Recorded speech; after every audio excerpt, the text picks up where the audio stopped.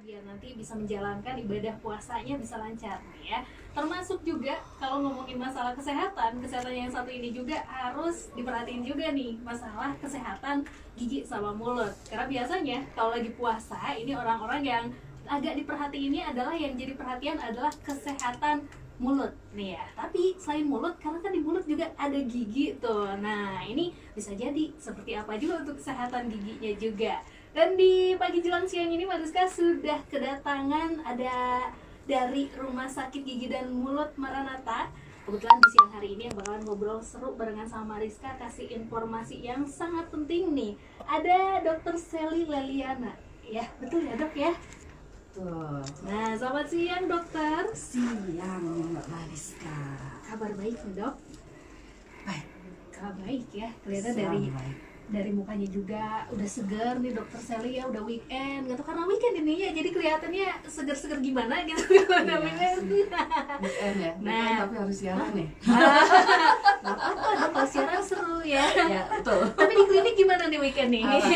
Klinik lancar-lancar aja. Lancar nih ya, Lancar. meskipun weekend nih. Meskipun weekend. Tuh kan, dan ini sahabat Raka dok ya, ini kan pada mau menjalankan ibadah puasa nih, tinggal beberapa hari lagi Iya, ya. beberapa hari lagi ya. Orang-orang kalau puasa biasanya dok, kalau misalkan yang saling sindir juga nih temen sama temen, kayak misalkan Mariska sama temen-temen, pasti yang dihindari banget adalah yang namanya bau mulut. Aduh, betul. Tapi tidak bisa gimana ya menjauhi dari yang namanya bau mulut ya. Bisa Katanya seperti itu dok ya. Bisa, Tapi bisa, sangat biar bisa. sahabat Rakanya lebih tahu, tapi kayaknya yang diperhatiin bukan mulut aja ya dok ya, Oh termasuk iya. gigi juga ya Betul, dok ya. betul, betul. Nah, ini memang dok kalau ngomongin puasa yang tinggal sebentar lagi. Tadi kalau puasa kan semuanya tiba-tiba jadi berpengaruh ke yang namanya satu dulu nih bau mulut nih dok ya.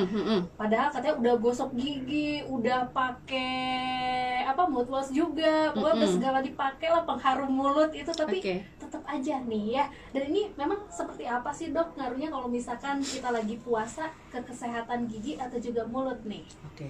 Jadi pertanyaannya pengaruhnya ya. Ya. Kalau puasa ini gimana nih? Mm-mm. Oke, kalau puasa nih ya. Saya kebetulan dosen, dosen. Jadi harus by literatur nih ya. Nah. Jadi kan, Gak apa-apa, jadi harus kita belajar nih. jadi harus basic science-nya harus ada ya. Jadi Iya. menurut jurnal nutrition ya. Jadi ada satu jurnal yang menyatakan kalau ketika kita berpuasa, sebetulnya banyak laporan ya, banyak hasil studi yang menyatakan bahwa ternyata ketika seseorang menjalankan ibadah puasa, individu tersebut biasanya mengkonsumsi lebih banyak jenis makanan Nah, saat dibanding ketika tidak berpuasa. Bener nggak? benar. Contohnya gini dok, buka puasa nih ya. Weh, langsung semua Tajil, diadain. ya. Kalau kita nih biasanya khususnya di Indonesia ya, tajil yang biasanya kurma doang cukup 3 ya. Kalau ini misalkan kurma iya, kolak iya, terus gorengan iya, belum sekarang Rujak yang lagi, iya, nah itu lagi. rujak. Terus yang lagi Biar gitu segar. dong, seblak juga, Seblak juga. cilor juga. Nah, Itu belum ini makan. bermacam-macam. Itu baru buka ya, belum Betul. makanan utamanya. Makanan itu. Jadi ya memang secara apa ya, secara penelitian atau secara studi ya memang memang lebih banyak mengkonsumsi jenis makanan ya. Kemudian biasanya pola makan ketika puasa akan lebih cenderung ke rasa manis. Nah, ini nih, karena kan dianjurkannya adalah berbuka yang manis Iya. katanya. Iya, dianjurkan berbuka manis tetapi tidak terlalu manis kebanyakan juga ya. Oke. Kenapa? Karena ini akan hubungannya dengan kesehatan gigi dan mulut. Tuh.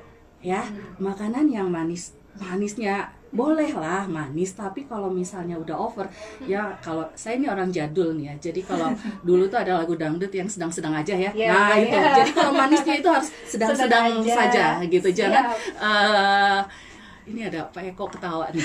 Ketahuan zamannya saya zaman Evi Tomala ya. Oke. Ya, jadi yang sedang-sedang aja, ketika kita sudah terlalu banyak makanan yang manis, banyak sekali ekosistem di rongga mulut yang akan terganggu. Oke. Ya, karena ekosistem di rongga mulut ini ada bakteri, ya, ada jamur, ada virus juga yang istilahnya harusnya hidupnya tuh bakteri jamur yang baik bagi untuk menjaga koesistem di rongga mulut akan terganggu nih. Nah, karena ada yang over nih, yang manis. Bakteri itu senang yang manis-manis. Wow. Nah, itu akhirnya ekosistem terganggu, dan ketika ekosistem terganggu pasti ada bencana yang akan ini nih. bencana yang akan terjadi ya. Insidensi karies atau lubang gigi pasti akan naik ya. Kemudian gingivitis atau peradangan pada gusi juga akan naik. Karena itu penyebabnya semuanya bakteri. Kemudian jamur pun juga akan naik. Nah, hal-hal seperti itu yang istilahnya yang harus diperhatikan. Tugas saya mengedukasi supaya ketika kita menjalankan bulan suci Ramadan ini, rongga mulutnya pun juga terjaga dengan baik ya. Keluhan-keluhan seperti bau mulut, lubang gigi, atau misalnya radang pada gusi juga akan berkurang. Tuh, gitu, kan? Dan ya. ini benar pengaruhnya. Yang pertama adalah dari makanan dulu nih ya, yang membuat keadaan sekitar mulut nih, yang tadi sudah disampaikan oleh Dr. Sally nih, sahabat Raka ya. Dan kalau ngomongin bau mulut nih dok, orang kan taunya bau mulut itu cuma sekedar misalkan bau nggak sedap, bau nggak enak, bau mulut gitu ya. Tapi sebenarnya kondisi bau mulut ini seperti apa sih yang sebenarnya? Oke, bau mulut ya, klasifikasinya saya seperti mengajar, tapi ya memang harus diedukasi ya, bahwa macem-macem banget bau mulut ya. Ada bau mulut itu, nama istilah kerennya itu halitosis ya. Halitosis ini ada 2 jenis ya, ada yang halitosis yang benar-benar halitosis genuine, jadi yang benar-benar bau mulut, yang memang benar-benar seseorang itu mengalami bau mulut. Nah, yang betul-betul asli bau mulut itu dibagi 2. Jadi ada yang fisiologis ya, ini biasa ya, asli, jadi kayak misalnya kita bangun tidur, nah kayak gitu-gitu ya, itu fisiologis, jadi suatu hal yang normal. Dan ada yang satu lagi yang patologis, yang memang ada sesuatu di dalam rongga mulut ataupun di dalam tubuh kita yang menyebabkan bau mulut. Nah, seperti apa ini dok? Nah, ini contohnya kalau misalnya pada penderita gangguan pencernaan.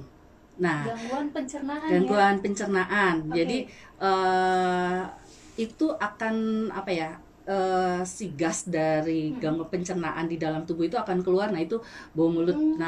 Kemudian ada pun juga diabetes mellitus ya, gula ya. Nah, itu baunya khas banget. Ya, ada yang bilang wangi, ada yang enggak karena ketoasidosis ya, jadi kayak bau alkohol. Itu diabetes mellitus. Kemudian kalau yang gangguan ginjal beda lagi. Jadi bau mulut itu banyak, bukan hanya dari rongga mulut saja yang patologis ini ya, tetapi ada dari bagian-bagian tubuh yang lain yang istilahnya akhirnya keluar di rongga mulut, akhirnya jadi bau ya. Nah, itu baru yang satu tuh, halitosis yang asli. Nah, terus ada yang pseudohalitosis ya, ini dimana seseorang memiliki bau mulut, namun sesudah, jadi bau mulut ini harus untuk mendiagnosa pasti seseorang bau mulut yang asli atau enggak, ada rangkaian pemeriksaan. Nah, kalau yang pseudohalitosis itu dia merasa bau mulut, tetapi sesudah diperiksa ternyata sebetulnya dia nggak bau mulut. Jadi ada sisi psikologis ya. Kemudian ada halitofobia. Jadi ketakutan akan bau mulut ya. Dia udah dapat nih perawatan segala macam, tapi ketakutan itu tetap merasa takut bahwa dia adalah bau mulut. Untuk bau mulut ini sebenarnya topik yang begitu sangat menarik karena di saya ya, kebetulan saya praktek di RSGM Maranatha ya, itu banyak sekali yang datang dengan keluhan yang memang benar-benar bau mulut. Ada yang benar bau mulut datang ke dokter ya? Iya, emang karena saya spesialis penyakit mulut, jadi yang memang tugas saya untuk menelusuri ini bau mulutnya itu karena apa, ya. Kalau misalnya karena gangguan pencernaan, ya saya akan bekerja sama dengan spesialis penyakit dalam. Kebetulan di RSGM juga ada untuk mengatasi penyakit umumnya dulu. Nah, baru saya yang mengatasi kondisi lokalnya. Jadi kami biasanya, atau saya biasanya kalau misalnya pasien yang bau mulut ini harus holistik. Jadi tidak hanya karang giginya, karena kan penyebab bau mulut tuh banyak ya. Salah satunya itu faktor lokal, faktor rongga mulut, misalnya ada lubang gigi, sisa akar, karang gigi, lidah yang kotit, lidah yang tebal. Nah kayak gitu-gitu harus dihilangkan dulu faktor lokal. Kalau misalnya faktor lokalnya udah hilang, baru masih bau mulut, berarti mesti cari masuk lagi ke kondisi di luar rongga mulut. Nah itu sebetulnya tugas saya ya, yang meneliti, bukan meneliti ya, mencari ya, mencari. Nah jadi bau mulut ini banyak banyak faktor penyebab dan penata laksanaannya atau terapinya tiap kasus akan berbeda. Ya itu. Jadi kalau fobia juga, jadi jangan takut ya ketika bulan puasa. Ada juga loh yang halitofobia, sebetulnya dia tidak bau mulut, tetapi karena iya dok, adik saya yang mengatakan bahwa saya bau mulut gitu. Kalau sekarang pakai masker agak sedikit kebantu ya. Ini nanti pasti gue mau nanya soal ini nih dok ya. Ini karena sekarang pasti ini yang lagi saya sampai juga nih. sampai harus meyakinkan bahwa seseorang, terutama yang fobia atau kapsidohalitosis, bahwa sebenarnya dia nggak bau mulut. Gitu. Cuman kalau saya lepas masker tentu nggak boleh karena harus standarnya kan. Makanya saya suruh cium aja sendiri. Coba kamu ngomong pakai masker, bau nggak? Dan itu sebetulnya ada apa ya, sisi psikologikalnya ya. Itu memang harus pendampingannya khusus lah untuk yang pseudohalistosis dan halitofobia, itu kasus khusus ya. Tapi yang kebanyakannya nanti kalau misalnya bulan suci Ramadan ya itu. Jadi jangan terlalu takut, aduh nanti bau mulut.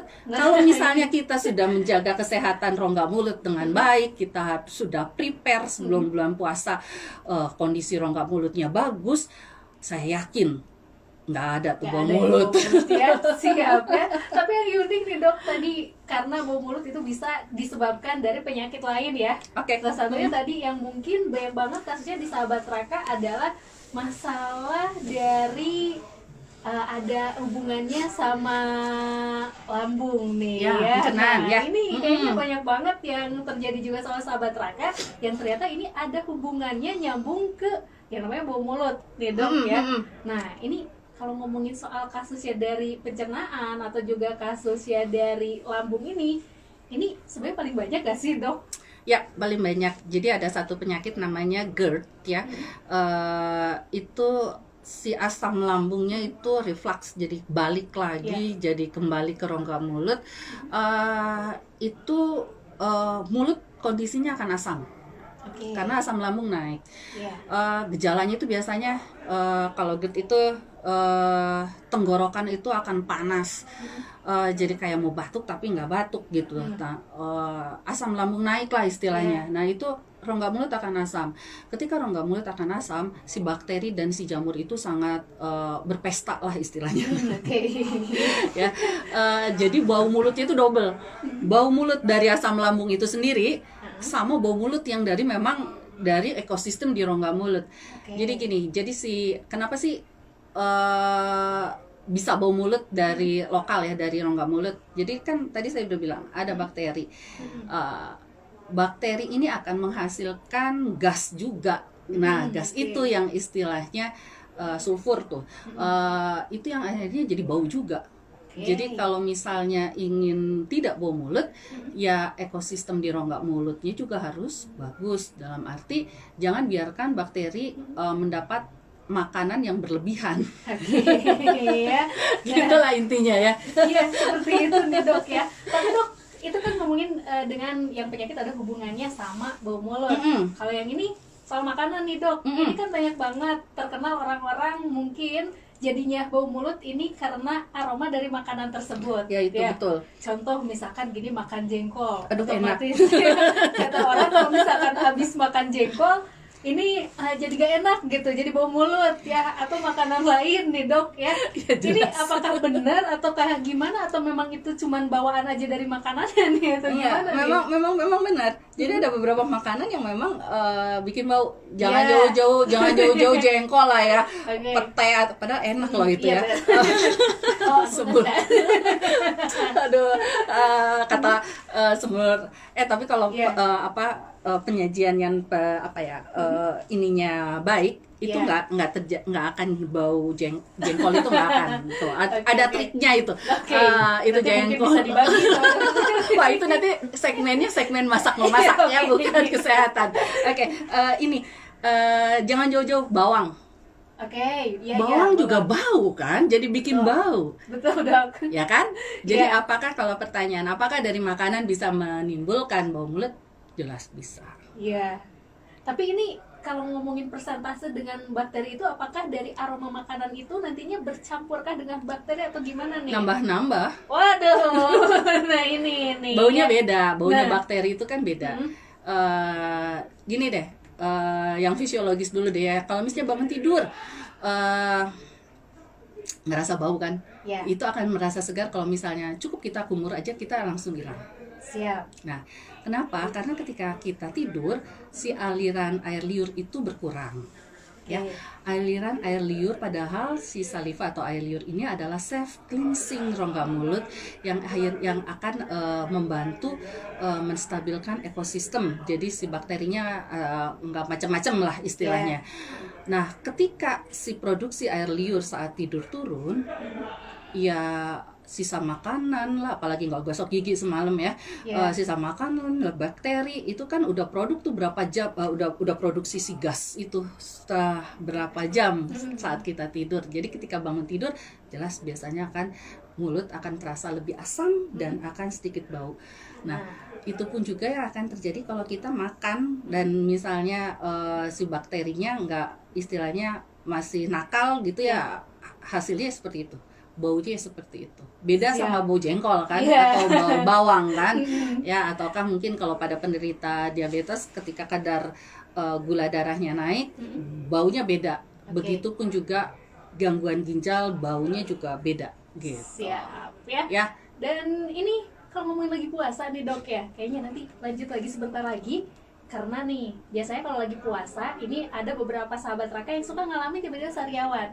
Nah, ini kalau nggak dengerin sariawan juga, ini ada hubungannya lagi. Nantinya tiba-tiba bau mulut, terus bisa juga tiba-tiba jadi gusinya bengkak, nih dok ya. Nah ini nanti bakalan kita bahas lagi ya. Jangan kemana-mana, Mariska masih ngobrol-ngobrol seru nih barengan sama Dokter Sally dari Rumah Sakit Gigi dan Mulut Maranatha.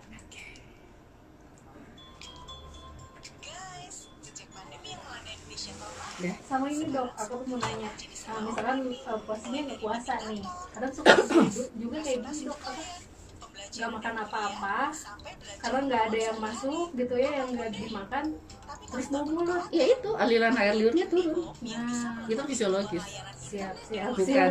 Bukan istilah yang patologis yang bilang. Jadi bau mulut yang fisiologis, yang istilahnya kalau dengan perbaikan cara hidup, pola makan itu akan baik dengan sendirinya. Kalau yang patologis itu berarti kita mesti dokter mesti istilahnya mesti melakukan terapi, harus penanganan lebih lanjut. Kalau hanya di fisiologis sih biasanya pola hidup, pola makan itu biasanya bisa. Say hi dulu dong dok, buat lagi live nih. Gak apa-apa. Mau request nggak dok? Tapi jangan diadu lagunya. Enggak. Tadi yang tenang apa? Yang sedang-sedang. Itu bukan saya. Yang sedang-sedang saja itu.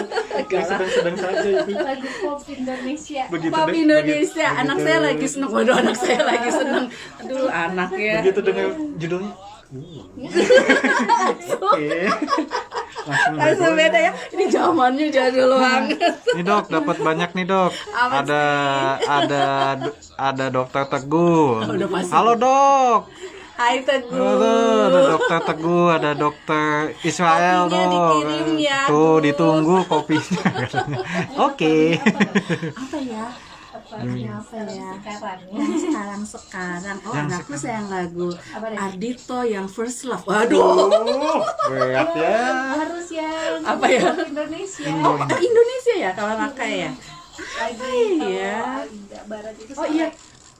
Itu deh Bahasanya yang beda. rumpang ya. Ada. Sumpah. Tuh kan beda kan.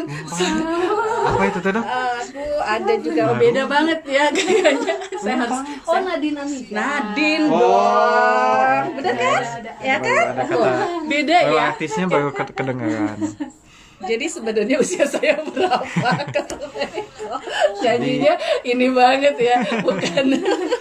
Jadi Senang banget sih. sahabat RSGM semua, hari ini kita live-nya santai aja ya, dipandu, bukan dipandu nih, ada bintang tamunya Dokter Shelly yang lagi asik-asikan. Di sini ada Mbak Mariska dari Radio Raka. Terima kasih Mbak Mariska udah dibantu. Nih Dok, tadi sempat ada yang nanya nih Dok di sini Dok. Dok, biasa tips dan trik mencegah bau mulut. Ya kan nanti Sabar, segmen terakhir. Sabar. Segmen terakhir nanti, karena itu kesimpulannya, Nanti Mariska, dibagikan, ya. nanti dibagikan. Sabar. Kata Dokter Shelly sabar ya. Aduh.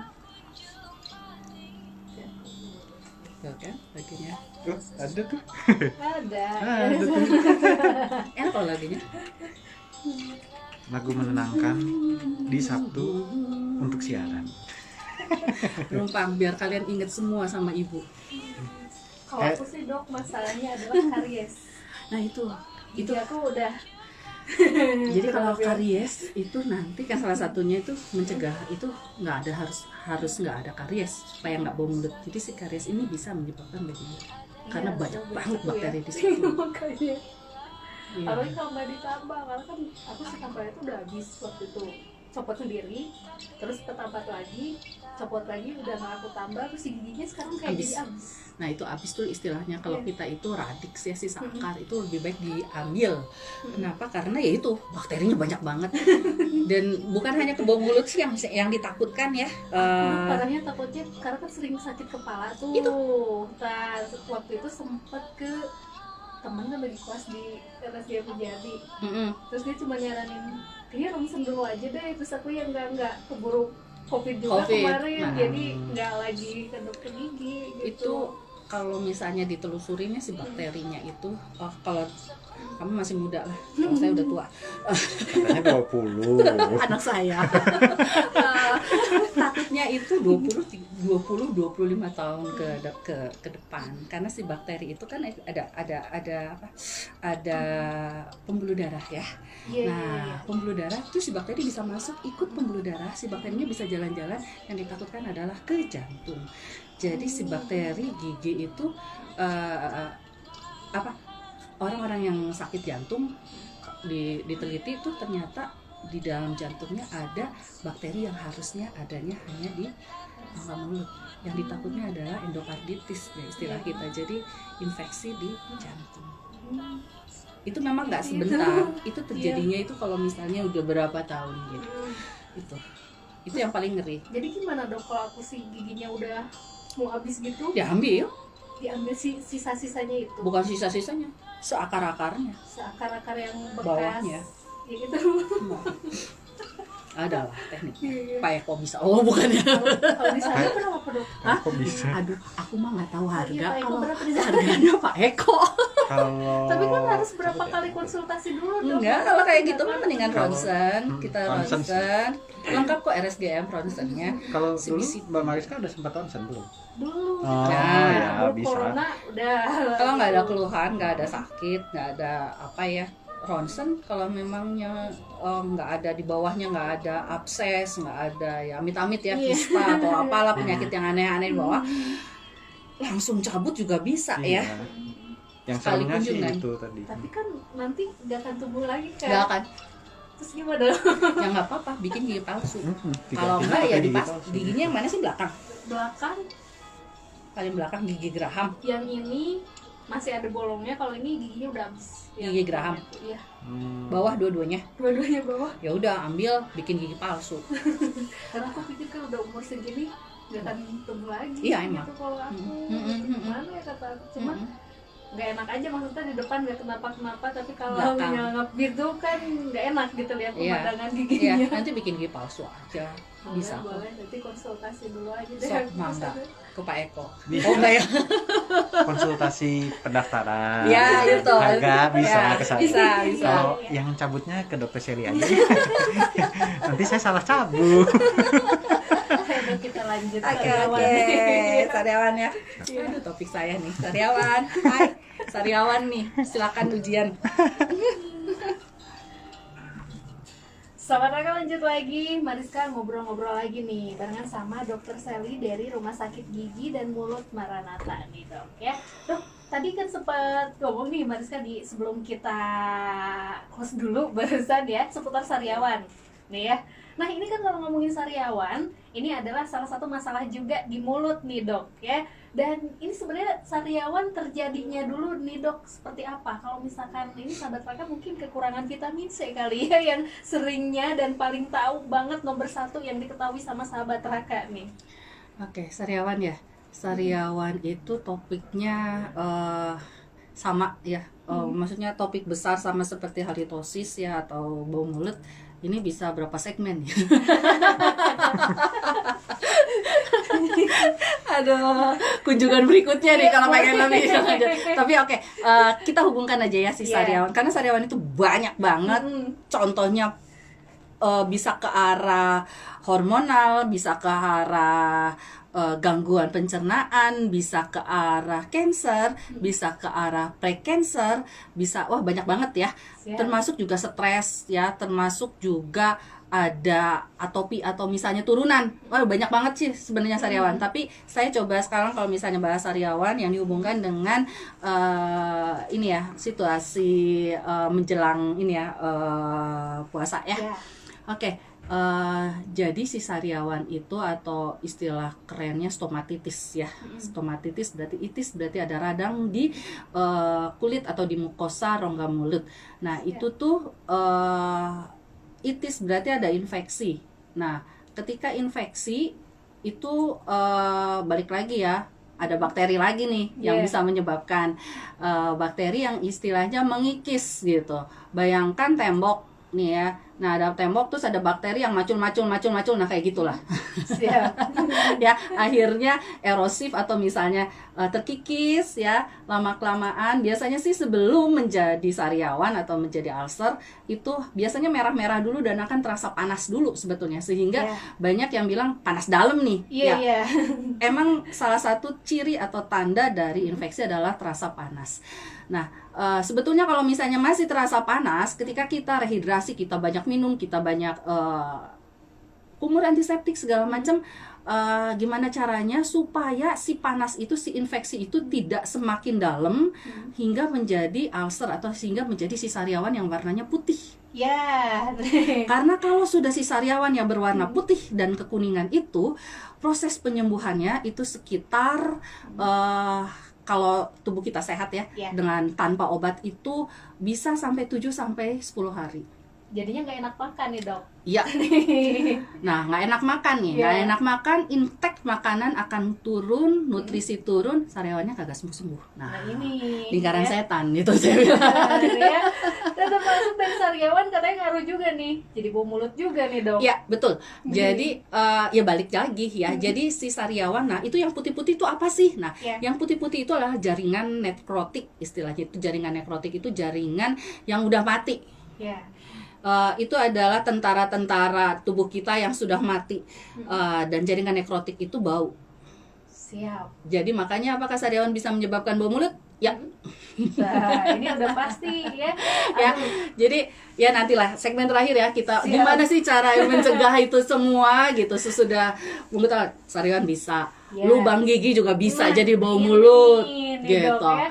Jangan kan lagi puasa nih, kalau ngomongin lubang gigi atau juga karies tadi nih sahabat Raka, ini bisa menyebabkan bau mulut. Tapi nih, Dok, misalkan lagi nggak puasa tapi jarang banget makan, makanya misalnya cuma pas sarapan aja, jarang ngemil juga, tapi lama-lama nggak makan bukan nggak puasa, terus tiba-tiba jadi bau mulut. Ini gimana ceritanya nih dok nih kalau gini kasusnya? Oke. Kalau misalnya kita makan, kita minum, saat itu produksi air liur atau saliva akan meningkat. Oke. Tadi saya udah bilang ya, fungsi dari saliva selain untuk menstabilkan pH ya, membunuh bakteri, itu adalah self cleansing. Nah, jadi sisa-sisa makanan, sisa-sisa bakteri yang udah mati atau misalnya tentara-tentara kita yang udah mati itu akan di cleansing, akan dibersihkan oleh air liur. Oke. Nah, ketika kita tidak makan, ketika kita tidak minum, produksinya biasanya turun. Oke. Itu, dan hal itu ya balik lagi berarti akan menyebabkan bau mulut. Jadi kenapa Nah. kalau misalnya kita nggak makan, kok jadi bau mulut ya itu? Iya. Nah, yang gitu nih sahabat Raka.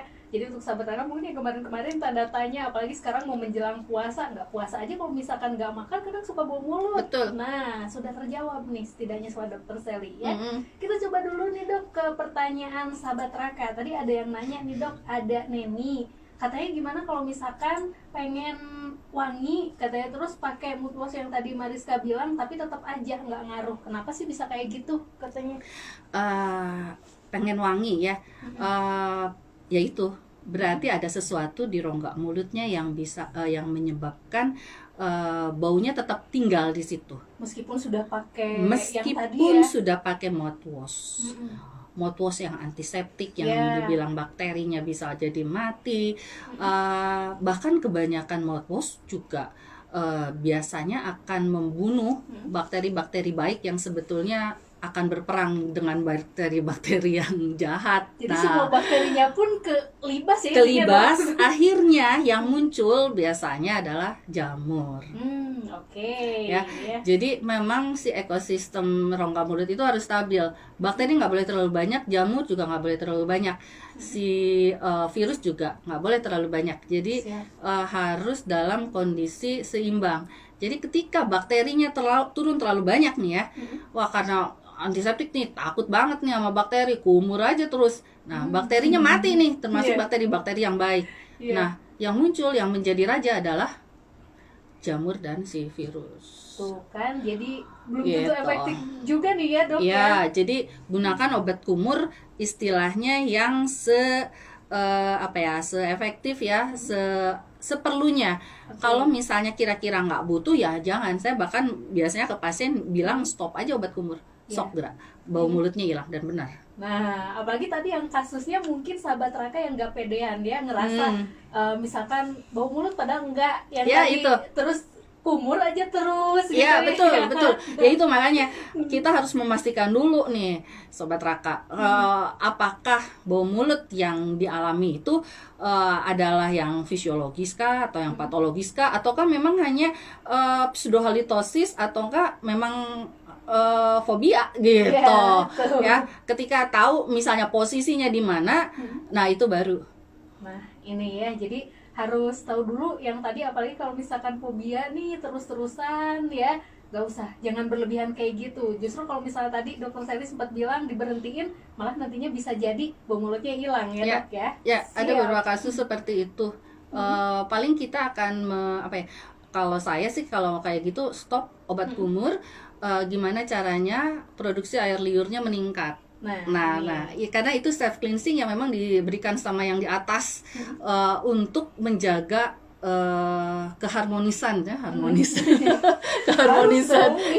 keharmonisan rongga mulut kita gitu. Ya seperti itu. Jadi biarkan air liur atau saliva yang memang udah di setting seperti untuk self cleansing itu yang istilahnya akan membantu kita untuk mengatasi halitosis itu sendiri. Siap ya. Dan kita mau baca ini pertanyaan yang sudah masuk lewat Instagramnya @sgm Maranatha. Mariska coba bantu bacain ya dok ya. Ini ada Teguh Setiawan 8. Dok, kalau memang bawaannya di saliva nih, pasiennya emang rendah flow-nya, buat mengurangi resiko bau mulutnya, paling simpel gimana? Oke. Nih. Apa ya? Saya serasa diuji nih. Oke. Ada beberapa teknik yang untuk meningkatkan produksi air liur ya atau saliva. Yang pertama banyak makan, enak banget Nah. nih. Tapi kalau bakanya banyak yang salah malahan jadi Ya banyak makan yang serat ya. Jadi kenapa? Ketika kita makan kita bergerak, rongga mulut ini bergerak. Kalau di Instagram bisa ngeliat nih wajah saya kayak gitu kan. Saat itu si produksi air liur akan meningkat. Banyak bicara, banyak ngobrol ya, walaupun bisa jadi kering, tetapi ketika gerakan otot kita bekerja, itu produksi air liur biasanya akan meningkat. Nah, gimana caranya untuk meningkatkan kerja otot kita selain makan ya? Kan kalau makan takut ya, aduh cewek-cewek nih, ya, aduh ngemil nih dok, gitu kan? Pakai apa itu namanya? Permen karet. Permen karet yang non sugar ya. Ada lah itu banyak. Nah itu bisa. Jadi intinya si rongga mulut bergerak. Ya, ketika bergerak biasanya produksi air liur akan meningkat. Itu. Yang kedua itu bisa dengan yang asam-asam. Oke. Ya. Banyak yang mungkin yang suka ya. Ya. Kalau saya sih biasanya menyarankan Jennifer, wes, produksi apa tuh Karawang itu Jennifer jeruk nipis peras ya. Karena saya pakai kalau itu saya pakai jeruk nipis peras karena ada itu yang bagi saya lebih murah ya dibanding lemon. Apalagi kalau bikin sendiri dong. Itu kayaknya lebih murah ya daripada beli yang istilahnya lemon. Lemon kan harganya lebih mahal ya. Ibu-ibu banget deh. Jadi lemon juga bisa. Lemon juga asam bisa. Istilahnya yang asam. Jadi kayak yang asam-asam ini yang akan menstimulus kerja otot kelenjar air liur itu untuk produksi lebih. Banyak minum jelas ya. Tetapi kan balik lagi kalau nanti menjelang puasa jelas nggak bisa ya. Nantilah ada trik-triknya lah terakhir ya. Boleh ya. Oke. Masih lanjut nih dok, ini pertanyaan masih dari Instagram ya. Dok mau nanya, kadar saliva yang rendah bisa menyebabkan banyaknya karang gigi nggak? Nah ini tadi dari saliva ke karang gigi. Jelas, sangat bisa. Balik lagi, air liur kan banyak banget kegunaannya ya. Selain sleeve cleansing aja. Kebayang nggak kalau misalnya sisa makanan yang nyempil di sela gigi nggak bisa dibersihkan, yang masuk ke sela antar gigi itu kan susah banget ya dibersihkan oleh sikat gigi. Kalau nggak ada saliva, kalau nggak ada air liur, itu akan tetap tinggal di situ, terperangkap di situ, sisa makanan terkalsifikasi, akhirnya jadi karang gigi. Akhirnya jadi periodontitis atau gigivitis ya, radang pada gusi. Akhirnya ketika sikat gigi berdarah. Nah, kayak gitu-gitu. Oke ya. Ini pasti selalu terjadi juga ya. Ya kayak gitulah pathway-nya lah. Cascade-nya. Siap ya. Tadi udah ada yang nanya juga lewat WhatsApp ya tadi kalau nggak salah tadi sebelum Mariska opening nih ya, udah di awal banget katanya. Ini nanya tips and triknya kalau misalkan lagi puasa biar nggak mau mulut. nanti kita bakalan kasih tahu itu apa. Sekarang atau nanti segmen terakhir. Nih ya. Udah Mariska keep dulu, oke ya. Yang jelas nih dok, kalau misalnya lagi puasa, tadi kan kita pasti makanannya kalau kata orang Sunda mas sagala aya, dok ya. Ini untuk menghindari sagala aya ini ya mungkin bukan karena diet badan aja dok, kayaknya mulut sama gigi juga harus diet nih. Gimana nih cara diet gigi sama mulut? Aduh, susah ya kalau ada keinginan sama kebutuhan ya. Nah kayak gitulah, balik lagi ke pribadi masing-masing ya. Untuk memilih makanan yang nanti untuk berbuka ataupun misalnya bersahur, balik lagi ya. Intinya kalau pola makan ya, jujur pasti akan beda ya. Ini langsung aja gitu ya. Ini salah satu cara trik dan tips sih sebetulnya. Udah gak apa-apa deh. Tapi kalau misalnya makan, yang pasti harus banyak yang berserat ya. Gula jelas harus ya, karena ketika puasa pasti yang ditakutkan si kadar ininya apa itu namanya, jadi saya lupa. Ya kadar gula darahnya bisa aja turun ya. Itu juga tetap, tapi balik lagi harus sesuai dengan porsinya masing-masing. Serat yang intinya kalau saya sih banyak serat ya, buah-buahan ya, manisnya dari buah-buahan aja.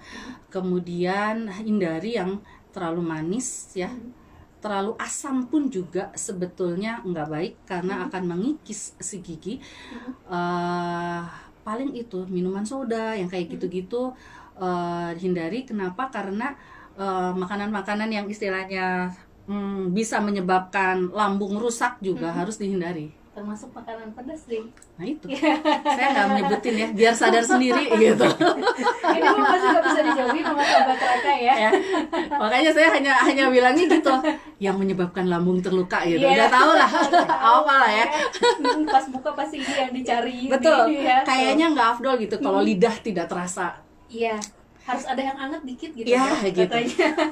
Memang gitu, pasti. Alasannya selalu kayak Alasannya gitu. seperti itu. Padahal sebetulnya kebayang berapa jam perut kita, lambung kita kosong, enak di lidah, nggak enak di lambung. Betul. Ya, meskipun jadinya terpaksa awal banget buka makan dulu yang manis deh walaupun dikit. Ya, ujungnya setelah itu gorengan, sambalnya Wow, seblak level. apa gitu. Udah terus belum rujak rujak B, rujak C, udah ya. tambah mungkin nanti makan bakso kali ya. Padahal sebetulnya itu kan hanya sebagai cemilan. Makanan utamanya sendiri akan terlewati karena udah terlalu biasanya kenyang. seperti itu, Dok, kalau Karena yang terlalu puasa. kenyang. Ya, makanya.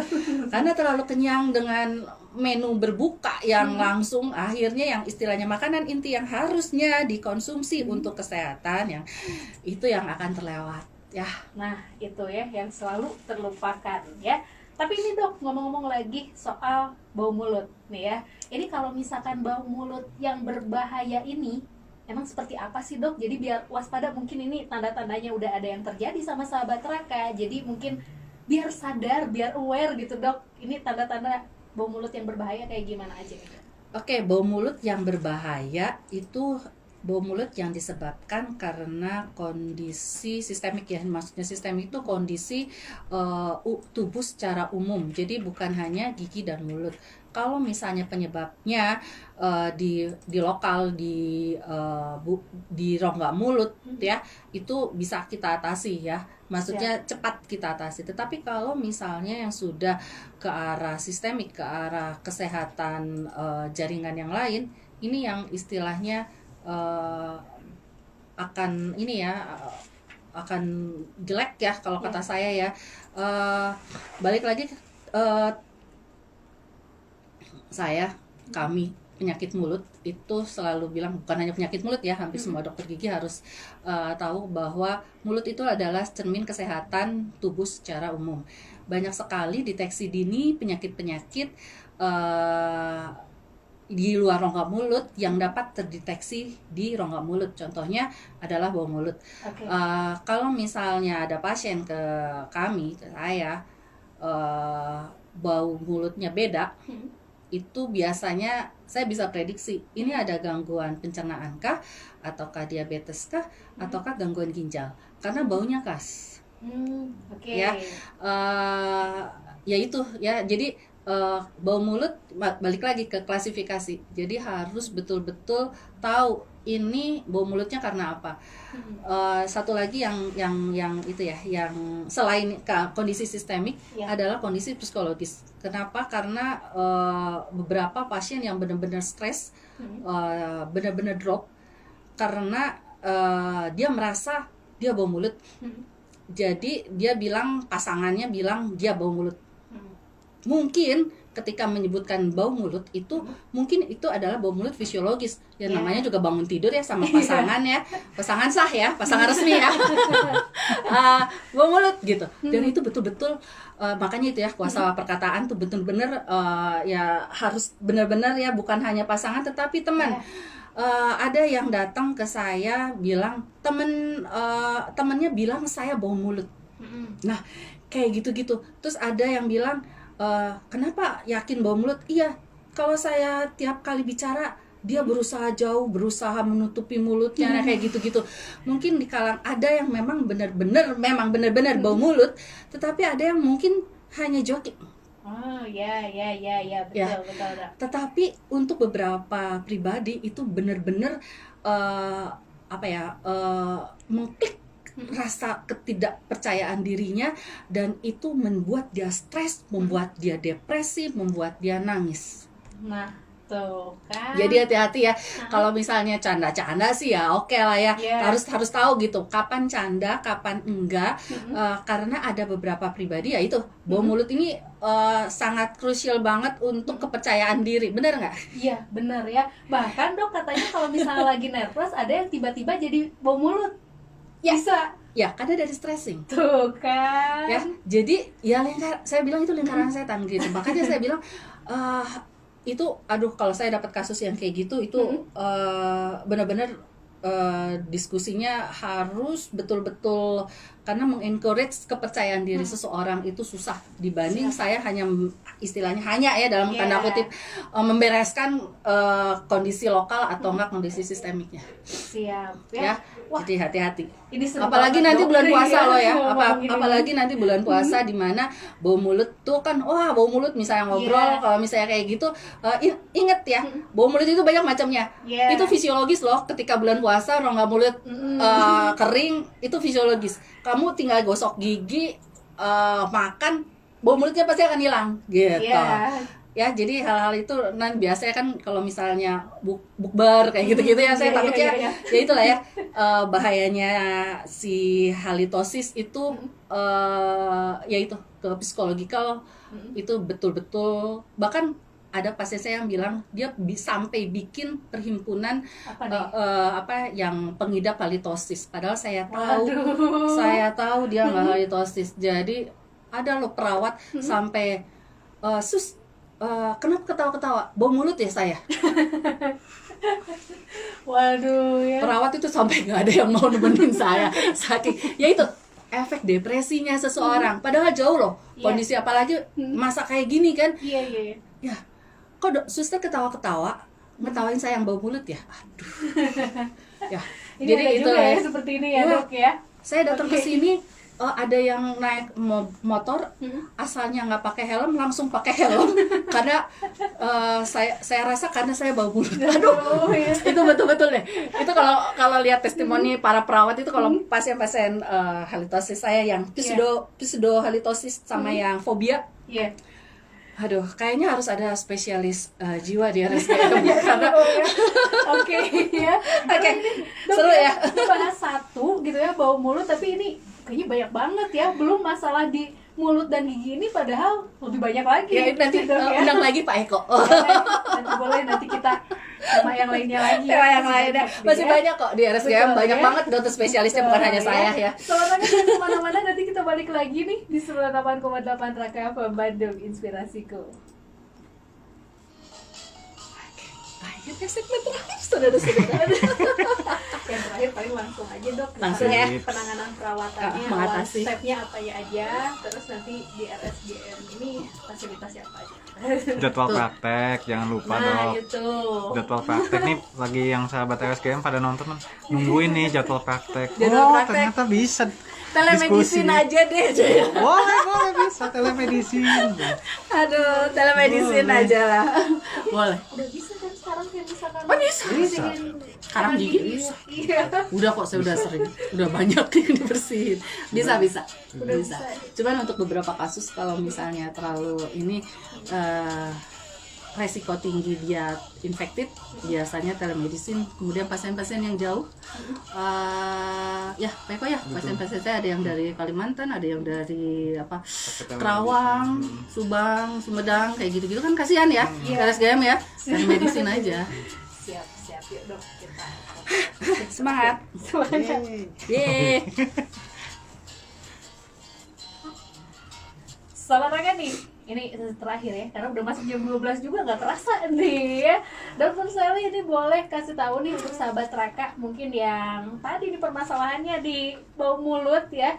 Ini untuk tahapan berobatnya atau perawatannya seperti apa aja? Oke, cara mengatasi bau mulut ya, banyak sih Yang pertama nih yang paling gampang itu sikat gigi. Iya pasti. Ya, sikat gigi sehari 2 kali ya cukup. Sikat gigi dan sekaligus juga sikat lidah. Oke. Ya, sikatnya itu jangan jangan asal-asalan ya. Jadi semua sisi dari gigi, kemudian gerakannya, gusinya pun juga ikut disikat ya. Jangan Ya. lupa. Itu kalau pengen tahu kunjungi dokter gigi masing-masing supaya mendapat teknik cara menyikat gigi yang oke gitu ya. Ya. Kemudian waktu yang paling tepat sebetulnya pagi setelah sarapan ya. Malam sebelum tidur ya itu. Kemudian ganti sikat gigi nih ya. Sikat gigi nggak setahun sekali ya belinya. Jadi ketika sudah bahasa Sundanya jubrak gitu ya. Udah gitulah udah melebar gitu. Ya udah ganti, jangan lupa ya. Kemudian lidah ya. Lidah bisa disikat juga. Kenapa lidah? Karena si lidah itu bentuknya itu kayak kayak karpet berbulu-bulu. Nah, di sela-sela bulu itu biasanya sisa makanan nyelip ya, dan itu harus dibersihkan karena kalau enggak bakteri seneng banget di situ, akhirnya jadi bau mulut. Jadi suka lihat lidah yang putih, lidah yang coklat, lidah itu istilahnya reservoir reservoir itu sumur reservoir bahasa ininya gudangnya bakteri yang menyebabkan bau mulut, yaitu di situ salah satunya adalah lidah. Kemudian obat kumur bisa ya, tapi saya sih menganjurkan konsultasi ke dokter. Kapan kalian menggunakan obat kumur dan berapa lama? Karena biasanya saya biasanya satu merek itu saya nggak akan lama-lama. Biasanya 7-14 hari udah gitu stop. Kemudian kalaupun misalnya menggunakan obat kumur, hindari obat kumur yang mengandung alkohol. Kenapa? Karena alkohol ini yang akan menyebabkan rongga mulut menjadi lebih kering. Rongga mulut menjadi lebih kering, tadi saya sudah jelasin ya, akhirnya kemana-mana ya. Oke, terus kemudian bersihkan karang gigi. Nah, kenapa? Karena si karang gigi ini bikin si gusinya infeksi ya. Itu juga salah satu reservoir atau sumber atau gudangnya si bakteri. Nah, kalau misalnya bau mulut terus dianya banyak karang gigi, wajar. Ya, jadi harus dibersihkan. Kemudian gigi yang berlubang dan tambalan gigi yang rusak. Ya, jadi bukan hanya gigi yang berlubang, tetapi tambalan gigi yang rusak. Kenapa? Balik lagi, itu adalah salah satu reservoir atau gudangnya sisa makanan dan bakteri. Tempat bersembunyinya. Ya, jadi kok saya bau mulut? Saya lihat rongga mulutnya ada lubang atau ada tambalan yang rusak, wajar. Ya, oke. Kemudian rokok. Nah, ini nih, cowok-cowok biasanya rokok sama tembakau ya, dengan berbagai metode cara merokok. Ya saya bilang kan banyak banget metode merokok ya, penggunaan tembakau. Kenapa ya? Bau juga, ya kan? Bener. Ya, rokok bau kan? Walaupun ada yang bilang wangi gitu ya. Nah, itulah. Balik lagi subjektivitas ya. Kemudian banyak minum air putih, jelas ya, untuk menjaga kelembaban ya, rongga mulut, self cleansing juga. Kemudian konsumsi permen karet bebas gula ya, untuk atau enggak yang minum yang asam-asam yang tadi saya bilang. Intinya kita produksi air liurnya harus oke gitu. Nah, ini ya. Itu kemudian pola makan. Nah ini ya, yang tadi yang udah ya. Kemudian kurangi atau hindari makanan yang memicu bau mulut, yang tadi bawang kayak gitu-gitu ya. Terus nah ini yang pakai gigi palsu nih ya. Nah, yang pengguna gigi palsu jangan lupa ketika tidur gigi palsunya dilepas, dibersihkan ya, jangan terus-terusan. Itu yang gigi palsu yang lepasan ya. Tolong dibersihkan karena itu juga salah satu reservoir atau gudangnya bakteri. Ya, mungkin itu aja sih. Oke ya. Yang tadi dok, ini kalau misalkan sahabat Raka penasaran nih, apakah bau mulutnya berbahaya atau tidak? Ini cara untuk berobatnya nih, tahapannya, awalnya gitu. Tahapannya pasti ya, hubungin saya dulu di RSPM setiap hari. Ini dokter Sally nih, kayaknya sahabat Raka pengennya sama dokter Sally nih ditanganinya. Jadwalnya hari apa aja sampai jamnya juga. Saya hari Senin dan Rabu ya. Oke. Kalau jadwal saya Senin dan Rabu, jadwal pastinya biasanya saya sore, tetapi jamnya kalau di RSGM itu kalau saya by schedule. Jadi sebelum era COVID pun juga seperti ini supaya menghindari antrian. Jadi Siap. hubungin aja ya CS-nya RSGM, bilang mau ke Dokter Sally, nanti akan diaturkan datang jam berapa. Jadi nggak nunggu terlalu lama. Oke, Ya, siap. jadi jam pastinya pasti saya sore, siang ke sore. Itu daftar antriannya ya hubungin CS-nya ya. Oke. Itu setiap Senin sama hari Rabu. Di Nah, IG. dari itu sesudah pasti nih si halitosisnya apa, nah baru kita di treatment bisa konsultasi. Kalau memang istilahnya hanya lokal bisa saya atasi. Kalau misalnya kira-kira sudah menyangkut kondisi kondisi di luar rongga mulut, biasanya saya kerjasama dengan penyakit dalam atau bagian yang lain. Siap ya. Satu lagi dok, fasilitas yang ada di RSGM Maranatha nih ada apa aja? Oke, fasilitasnya radiografi ya. Gigi. Jadi boleh dibilang nih, boleh agak-agak nyombong.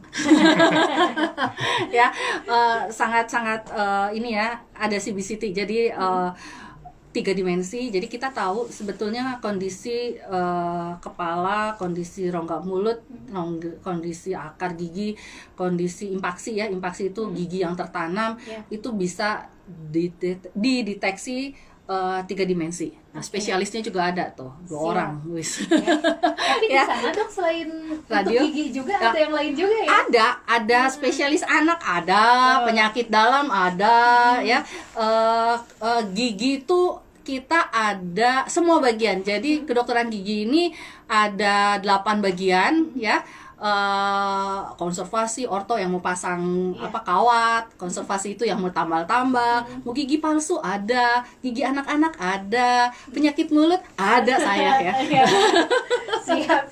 Kemudian ada apa lagi ya? Ada yang umumnya pun juga ada ya. Oke. Bedah mulutnya lengkap ya. Nah, jadi banyak ya. Perio itu gingivitis, karang gigi, spesialisnya juga ada. Jadi Betul. kita boleh bilang cukup lengkap untuk Lengkap. fasilitas dan SDM ya. Tuh ya, ini jadi untuk sahabat Raka yang mau mungkin screening dulu aja ya di RSGM Maranatha ini, tinggal langsung datang aja ke Jalan Surya Sumantri nomor 65 Bandung ya. Tepatnya di depan kampus Ya, di Universitas samping, Maranatha ya. di Oh, samping, samping, ya, ya. di samping. Siap. Kalau misalnya pengen pasti ya lihat aja websitenya, ada Nah, IG-nya. Di website-nya di mana dok? Kasih tahu. Aduh, Peko, website RSGM Maranatha ada. Oke, siap. Boleh searching nama saya, oh enggak ya? Oke, websitenya di rsgm.maranatha.edu ya. Ya. IG-nya ada, banyak lah.